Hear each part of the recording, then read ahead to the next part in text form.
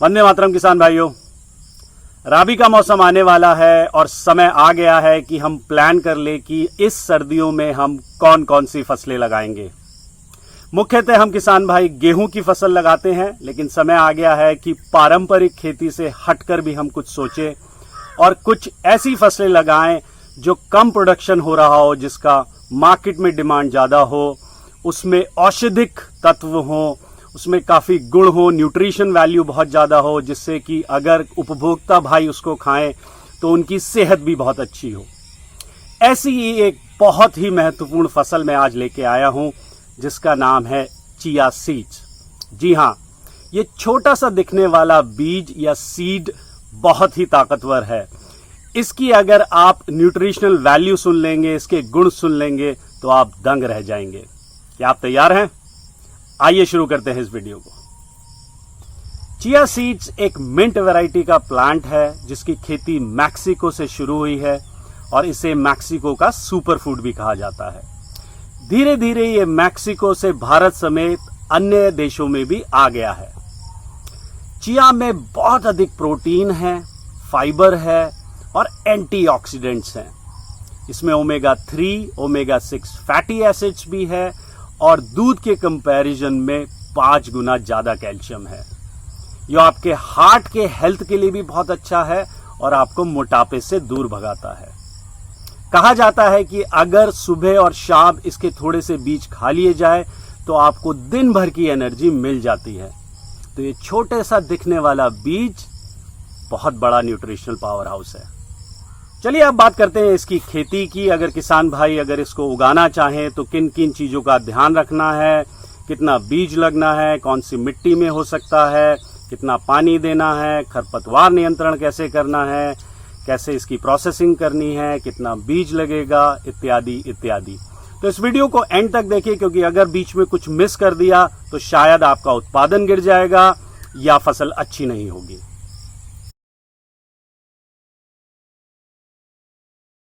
Chia की खेती लगभग हर जमीन या भूमि में हो जाती है, चाहे आपकी जमीन भुरभुरी हो, रेतीली हो, दोमट हो, हल्की दोमट हो, हर जगह ये हो जाती है। इसको पानी की बहुत कम जरूरत होती है, तो अगर आप सूखा इलाके में है जहां पानी की कमी है, वहां पे ये और भी ज्यादा उपयुक्त है और हर किसान भाई को इसकी खेती करनी चाहिए। ये एक ही पानी में पूरी फसल हो जाती है और वो पानी भी इतना ही लगना चाहिए कि बस उसमें नमी बनी रहे, क्योंकि अगर ज्यादा पानी हो जाएगा, खेत में पानी रुक जाएगा, चाहे वो बारिश का हो चाहे वो सिंचाई का हो, तो इसकी जड़ें गल जाएंगी। ये कमजोर पौधा होता है, इसकी रूट्स बहुत डेलिकेट होती हैं और ये मर जाता है। तो कोई भी जमीन चलेगी, बस उस जमीन में जल भराव ना हो, जल निकासी की पूरी व्यवस्था हो।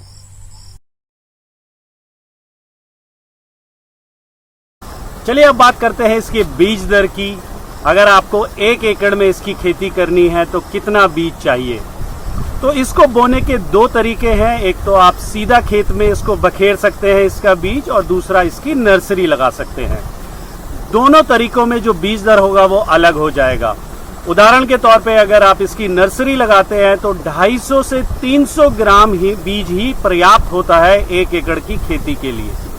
वहीं अगर आप इसको ऐसे बखेरते हैं सीधा खेत में तो आपको 1.25 से 1.5 किलो बीज की जरूरत पड़ेगी। ये दोनों ही तरीके अपनाए जा सकते हैं। जिस किसान भाई को जो उचित लगे वो करे, क्योंकि दोनों में ही कुछ अच्छाई हैं, कुछ बुराई हैं।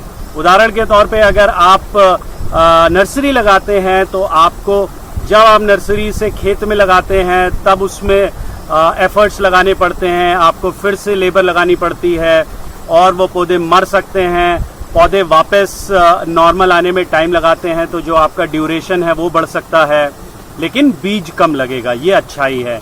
और आप दूरियां बना के रख सकते हैं। जब आप नर्सरी से मेन खेत पे लगाते हैं तो आप ये सुनिश्चित कर सकते हैं कि हर पौधे की एक समान दूरी हो, तो खेत अच्छा लगता है और उत्पादन भी बढ़ जाता है। वहीं अगर आप सीधा खेत में बोएंगे तो उसमें दिक्कत है कि आपका एक तो बीज ज़्यादा लगेगा, दूसरा जो दूरियां होंगी वो समान नहीं रहेंगी। बीज जब आप बखेरते हैं तो कहीं ज़्यादा कहीं कम हो जाता है। तो दोनों ही तरीके के अपने फायदे अपने नुकसान हैं। जिस किसान भाई को जैसा उचित लगे वैसा करे।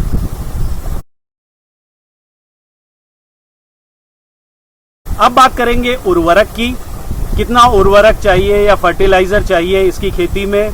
तो किसान भाइयों, एक और अच्छी चीज जो इसकी खेती से जुड़ी है वो ये है कि इसे बहुत कम फर्टिलाइजर या उर्वरक चाहिए।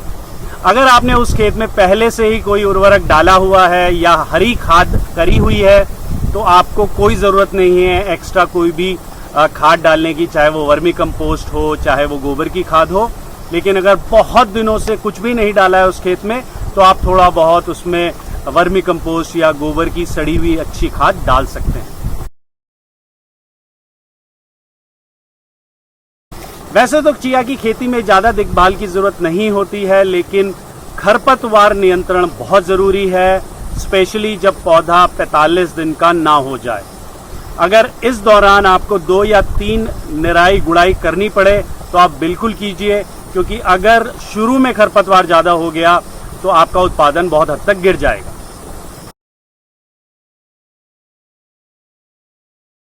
इस फसल को लगाने का सबसे अच्छा टाइम है 15 अक्टूबर से 15 नवंबर। ये फसल करीब 90 से 120 दिन की है। ये उतने दिनों में पक के तैयार हो जाती है।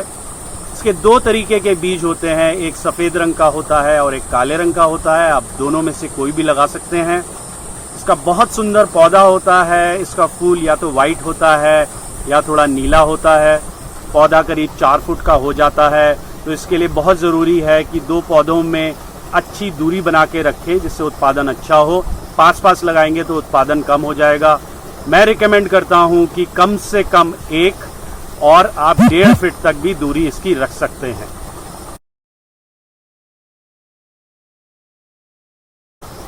इस फसल की एक और अच्छी बात है कि इस फसल में कीड़ों की समस्या ना के बराबर है। आपको किसी भी तरीके का कोई इसमें जैविक या केमिकल कीटनाशक नहीं डालना है। आप कोई भी कीटनाशक इसमें ना डालिए, आपकी फसल को कोई नुकसान नहीं होगा। मैं पिछले 4 साल से इसकी खेती कर रहा हूं और अब तक मुझे कोई प्रॉब्लम नहीं आई है कीड़ों की। तो किसान भाइयों के लिए बहुत अच्छा है। इसमें बस एक प्रॉब्लम कभी कभी आ जाती है, जब टेम्परेचर बहुत ज़्यादा ऊपर या नीचे होता है तो इसकी पत्तियां थोड़ी झुलस सी जाती हैं। तब आप इसकी सिंचाई व्यवस्था से उस टेम्परेचर को मैनेज कर सकते हैं। इसके अलावा इसमें कोई बीमारी नहीं लगती है, तो प्लीज़ कोई छिड़काव करने की ज़रूरत नहीं है इसमें। और जो आखिरी अच्छी बात है इसकी कि इसको कोई भी पशु नहीं खाता है।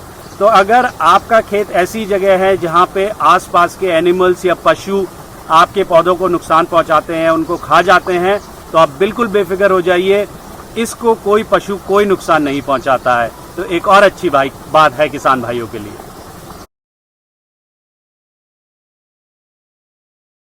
जब आप देखें कि इसका जो फूल है वो सूख गया है, ब्राउन हो गया है, तो समझ लीजिए ये फसल पक गई है, इसकी कटाई हो जानी चाहिए। तो आप उन फूलों को ऊपर से काट लीजिए, वो जो फली हैं उतना पौधा काट लीजिए और एक जगह इकट्ठा कर लीजिए। इकट्ठा करने के बाद उसे बरसा लीजिए किसी से, या तो ट्रैक्टर उसके ऊपर चला दीजिए या किसी डंडी से मैनुअली आप निकाल लीजिए। उनके बीज की फली टूट जाती हैं, बीज अलग हो जाता है। उसके बाद आप उसकी सफाई करवा लीजिए। बहुत ज़्यादा मुश्किल नहीं है इसकी प्रोसेसिंग, बीज आराम से अलग हो जाता है। बहुत ही ज़्यादा ऑयली सीड होता है तो इसके ऊपर कोई गंदगी नहीं चिपकती है, आराम से अलग हो जाता है। इसकी प्रोसेसिंग में बहुत ज़्यादा दिक्कत आती नहीं है। और अगर आप इसको उपभोक्ता तक डायरेक्ट पहुंचा सकते हैं, आप बेच सकते हैं, तो इसको 1000 से 1200 रुपए किलो के हिसाब से बेच सकते हैं। भाइयों, आप बात करते हैं इसके उत्पादन की। 1 एकड़ में अगर आप इसे लगाते हैं तो 4 से 5 क्विंटल आराम से ले सकते हैं। और जैसा मैंने बताया, आपके पास अगर डायरेक्ट कस्टमर है या उपभोक्ता हैं तो 1000 से 1200 रुपए किलो आप बेच भी सकते हैं। तो आप अंदाज़ा लगा लीजिए कि कितना मुनाफा हो सकता है। लागत की बात करें तो अगर आप इसके बीज छिड़काव विधि से भी करते हैं तो ज़्यादा से ज़्यादा 1.5 किलो पर एकड़ के हिसाब से, और 1000 किलो के हिसाब से भी खरीदते हैं तो 1500 का बीज लगेगा। पानी ना के बराबर, उर्वरक ना के बराबर, कीटनाशक कोई डालना नहीं है, पशु क्षति करते नहीं हैं, आराम से हो जाती है फसल। तो लागत 1500 से और 500-1000 रुपये एक्स्ट्रा लगा लीजिए, 2-2500 रुपये एकड़ की सिर्फ लागत है और बाकी सब मुनाफा ही मुनाफा। अगर आपके पास डायरेक्ट कस्टमर नहीं है तो आप ऐसी कंपनी से भी करार या कॉन्ट्रैक्ट कर सकते हैं जो मेडिसिनल प्लांट में डील करती है, क्योंकि ये औषधिक कमोडिटी है चिया सीड्स। इसका ऑयल निकाल के बहुत सारी मेडिसिन में यूज़ होता है। ऐसी कंपनी भी आपको बहुत अच्छा मुनाफा या मूल्य दे सकती है। तो या तो आप डायरेक्ट कस्टमर को बेचिए या आप ऐसे लोगों को बेचिए, मुनाफा आपका निश्चित है। दोस्तों, मैं यहाँ पे ये बोलना चाहूँगा कि हमें पारंपरिक खेती से हट के अब ऐसी नई नई खेतियों से जुड़ना पड़ेगा। हमें अगर अपनी आय बढ़ानी है तो हमें अपने में भी थोड़ा सा बदलाव लाना पड़ेगा। तो मैं ऐसी वीडियो के साथ आता रहूँगा, लेकिन अगर आपको ये वीडियो पसंद आई हो तो आप प्लीज़ इसको लाइक कीजिए, शेयर कीजिए एंड कमेंट कीजिए। और किसी भी किसान भाई को या तो बीज की ज़रूरत हो या इसकी खेती से जुड़ी और ज़्यादा जानकारी चाहिए तो आप मुझे बेझिझक या तो कमेंट कर सकते हैं या कॉल कर सकते हैं। मैं फिर आऊँगा एक नई वीडियो के साथ। तब तक जय हिंद।